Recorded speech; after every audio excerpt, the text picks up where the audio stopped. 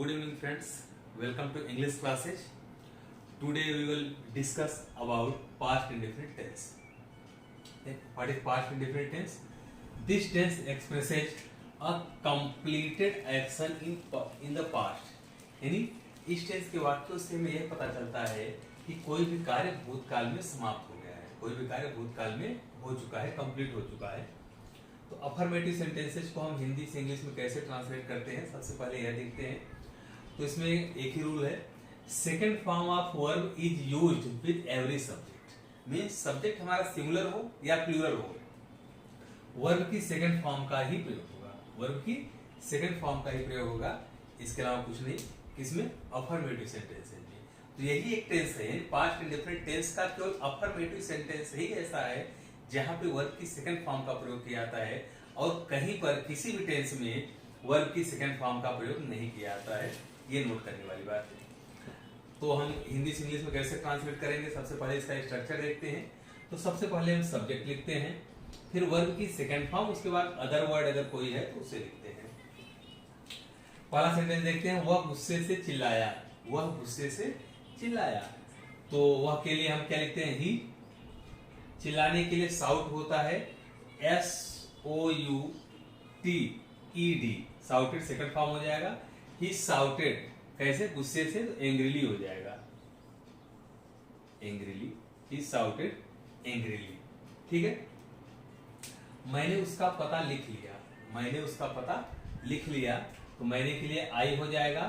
अब लिखने के लिए क्या होता है? राइट। तो यहां सेकंड फॉर्म होगा तो क्या हो जाएगा? रोट हो जाएगा। तो आई रोट, और पता लिख लिया तो इसके लिए हम रोट डाउन का प्रयोग करेंगे। आई रोट डाउन, क्या हमने लिख लिया? हिज एड्रेस, उसका पता, तो his address, I wrote down his address. Next sentence हमारा है, वे विद्यालय जाते थे, वे विद्यालय जाते थे। वे की इंग्लिश क्या हो जाती है? दे। अब हमारा वर्ब क्या है? वर्ब की सेकंड फॉर्म लिखना है, तो वर्ब क्या है? जाना। तो गो, जाने के लिए हम गो का प्रयोग करते हैं। गो की सेकंड फॉर्म क्या होती है? वेंट। दे वेंट, कहां जाते थे? They went to market, sorry, हाँ, they went to school, they went to school. Next sentence हमारा है, हरि ने कल अपने भाई को बुलाया, हरि ने कल अपने भाई को बुलाया। तो सब्जेक्ट हमारा क्या है? हरि। तो हरि, वर्ब क्या है? बुलाना। तो बुलाने के लिए हम कॉल का प्रयोग करते हैं। तो कॉल का सेकंड फॉर्म कॉल हो जाएगा। हरि कॉल्ड, किसे बुलाया? अपने भाई को। Hari called his brother, Hari called his brother. कब बुलाया? कल, तो यानी पास्ट है, तो Hari called his brother yesterday, Hari called his brother yesterday. Next हम देखते हैं निगेटिव सेंटेंसेस को कैसे हम ट्रांसलेट करते हैं पास्ट इंडेफिनिट टेंस के। तो इसमें क्या करना है, हम हेल्पिंग वर्ब के रूप में डिड का प्रयोग करेंगे। आपने देखा था कि अफर्मेटिव सेंटेंस में कोई भी हेल्पिंग वर्ब का प्रयोग नहीं हुआ था, लेकिन निगेटिव सेंटेंसेस में डिड हेल्पिंग वर्ब का प्रयोग होगा। और निगेटिव है तो डिड के बाद क्या आ जाएगा? नॉट आ जाएगा। और इन negative sentences did not is used with first form of verb. Did का प्रयोग होगा हेल्पिंग वर्ब के रूप में, फिर नॉट आएगा और मेन वर्ब की फर्स्ट फॉर्म का प्रयोग होगा, मेन वर्ब की फर्स्ट फॉर्म का प्रयोग होगा। आपके मन में क्वेश्चन आ सकता है कि फर्स्ट फॉर्म का प्रयोग क्यों हो रहा है? क्योंकि अफर्मेटिव में तो सेकंड फॉर्म का प्रयोग हुआ था। तो फर्स्ट फॉर्म का प्रयोग इसलिए हो रहा है क्योंकि डिड जो है, डू एक वर्ब होती है, हेल्पिंग वर्ब और मेन वर्ब दोनों तरीके से काम करता है। तो डू का सेकंड फॉर्म क्या होता है? डिड। तो जब हेल्पिंग वर्ब में ही सेकंड फॉर्म आ गया है तो हम मेन वर्ब में सेकंड फॉर्म का प्रयोग नहीं करेंगे। तो देखते हैं, सबसे पहले हम सब्जेक्ट लिखते हैं, फिर डिड आएगा, फिर नॉट, उसके बाद वर्ब की फर्स्ट फॉर्म, फिर अदर वर्ड। तो मैंने उसे नहीं पहचाना, मैंने उसे नहीं पहचाना। सब्जेक्ट हमारा क्या हुआ? आई। अब आई के बाद हम क्या लगाएंगे? डिड लगाएंगे। आई डिड, फिर हो जाएगा नॉट। पहचानने के लिए रिकॉग्नाइज आता है, I did not recognize, RECOGNIZE,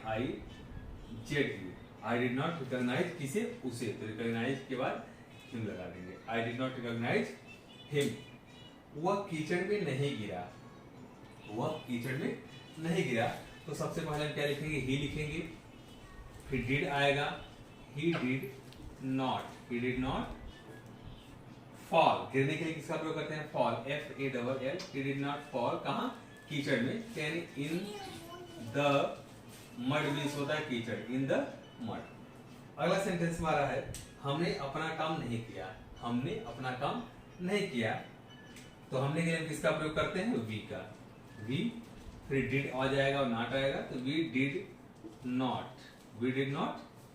verb क्या है? करना है, तो वी डिड नॉट डू, क्या नहीं किया हमने? अपना काम। तो वी के साथ अपने के लिए क्या आता है? Our work. We did not do our work. देखते हैं इंटरोगेटिव सेंटेंसेस को हम हिंदी से इंग्लिश में कैसे ट्रांसलेट करते हैं। तो इसमें जैसा कि आपको पहले बताया, पहले वाले वीडियो में, पहले वाले टेंसेज में, कि इंटरोगेटिव सेंटेंस दो प्रकार के होते हैं। एक वो ऐसे सेंटेंस होते हैं जिसमें इंटरोगेटिव सेंटेंस में क्या शब्द, जो क्या वर्ड है, वो सेंटेंस के प्रारंभ में आता है। कहाँ था? सेंटेंस के प्रारंभ में। तो इसको हम जब हिंदी से इंग्लिश में ट्रांसलेट करते हैं तो सबसे पहले डिड हेल्पिंग वर्ब का प्रयोग करेंगे, फिर सब्जेक्ट आएगा। अगर यही इंटरोगेटिव सेंटेंस हमारा निगेटिव भी हो गया, जैसे यहाँ पर यह वाला है, अगर निगेटिव हो गया तो हम क्या करेंगे? सब्जेक्ट के बाद नॉट का प्रयोग कर देंगे। सब्जेक्ट के बाद नॉट का प्रयोग करेंगे, फिर वर्ब की फर्स्ट फॉर्म, उसके बाद अदर वर्ड, लास्ट में क्वेश्चन मार्क अवश्य लगेगा। तो देखते हैं इसे। क्या आपको यह मालूम था? क्या आपको यह मालूम था? तो इसमें डिड हमारा हो जाएगा हेल्पिंग वर्ब। डिड क्या हो जाएगा? Helping verb. अब सब्जेक्ट क्या होगा? किसको? आपको। तो सब्जेक्ट हमारा हो गया यू, डिड यू। अब वर्ब क्या है? मालूम होना। मालूम होने के लिए know, KNOW। Did you know this, या फिर this. Did you know this, last में क्वेश्चन मार्क। अगला सेंटेंस हमारा है क्या रमेश ने उस लड़के को पीटा? क्या रमेश ने उस लड़के को पीटा? इसमें भी हम डिड का प्रयोग सबसे पहले करेंगे। सब्जेक्ट हमारा क्या है? रमेश है, तो डिड रमेश। अब पीटने का अंग्रेजी होता है बीट। पीटने का अंग्रेजी क्या होता है? Beat, BEAT। Did Ramesh beat, किसे? उस लड़के को। तो दैट बॉय, लास्ट में question mark. Did Ramesh beat that boy. अगला सेंटेंस हमारा है क्या श्याम को यह पसंद नहीं आया? क्या श्याम को यह पसंद नहीं आया? इसके लिए हम सबसे पहले क्या लिखेंगे? डिड लिखेंगे। सब्जेक्ट हमारा क्या है? श्याम है। सब्जेक्ट क्या है? श्याम है, तो डिड श्याम। अब ये हमारा सेंटेंस क्या है? निगेटिव भी है, तो हम क्या करेंगे? श्याम के बाद नॉट लगाएंगे। तो did Shyam not, did Shyam not. पसंद आने के लिए क्या होता है? Like. Did Shyam not like this, did Shyam not like this. क्या श्याम को यह पसंद नहीं आया? अगर हम देखते हैं यदि इंटरोगेटिव वर्ड सेंटेंस के बीच में आए, इंटरोगेटिव वर्ड सेंटेंस के बीच में आए, तो इसके लिए जो हमारा पहले वाला फार्मूला है वही यूज होगा। बस इंटरोगेटिव वर्ड की इंग्लिश सबसे पहले लिखेंगे, फिर आपका हेल्पिंग वर्ब आ जाएगा, फिर सब्जेक्ट। अगर यह वाक्य भी हमारा निगेटिव हुआ, जैसा कि ये और ये है, तो अगर ये वाक्य भी निगेटिव हुआ तो हम सब्जेक्ट के बाद नॉट लगा देंगे, फिर वर्ब की फर्स्ट फॉर्म, उसके बाद अदर वर्ड आएगा। तो हरि कल यहाँ कब आया? हरि कल यहाँ कब आया? तो हम सबसे पहले क्या ढूंढेंगे? Interrogative word. तो हमारा इंटरोगेटिव वर्ड क्या है? कब है। कब की इंग्लिश हम क्या लिखते हैं? व्हेन। व्हेन के बाद हम क्या करेंगे? हेल्पिंग वर्ब का प्रयोग करेंगे। तो हेल्पिंग वर्ब हमारा क्या है? डिड है। हेल्पिंग वर्ब क्या है? डिड है। और सब्जेक्ट हमारा उसके बाद लिखेंगे, तो सब्जेक्ट आएगा हरि। तो when did Hari, when did Hari. अब वर्ब क्या है? आना। तो व्हेन डिड हरि कम, कहाँ आया? यहाँ, तो come here. When did Hari come here. अगला सेंटेंस है उसने बाघ को कहाँ देखा? उसने बाघ को कहाँ देखा? सब्जेक्ट हमारा क्या हो? सबसे पहले हम क्या ढूंढेंगे? Interrogative word. इंटरोगेटिव वर्ड हमारा क्या है? कहाँ। कहाँ के लिए हम किसका प्रयोग करते हैं? वेयर का। किसका प्रयोग करते हैं? वेयर का। फिर हमारा हेल्पिंग वर्ब आएगा डिड। सब्जेक्ट हमारा क्या है? उसने। उसने के लिए हम किसका प्रयोग करेंगे? ही का। तो वेयर डिड ही। और वर्ब हमारा क्या है? देखना। तो देखने के लिए हम सी का प्रयोग करेंगे। वेयर डिड ही सी, किसे? The tiger.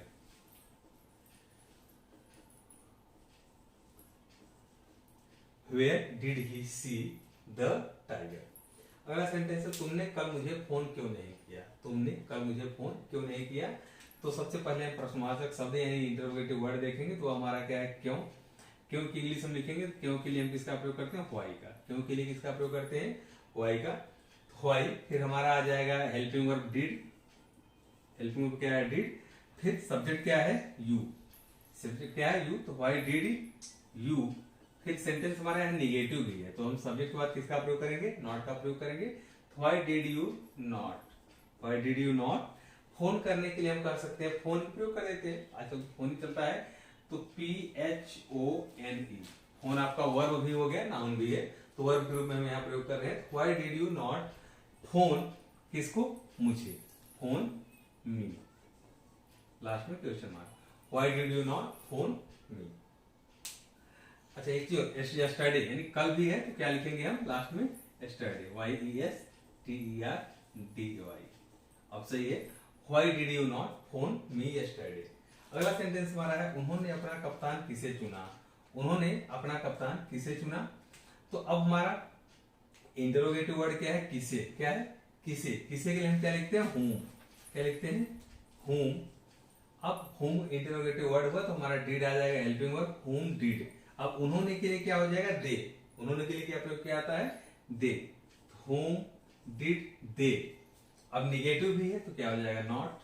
whom did they not. चुनने के लिए चुनना वर्ब है, तो वर्ब चुनने के लिए किसका प्रयोग करते हैं, चूज का। CHOOSE। whom did they not choose.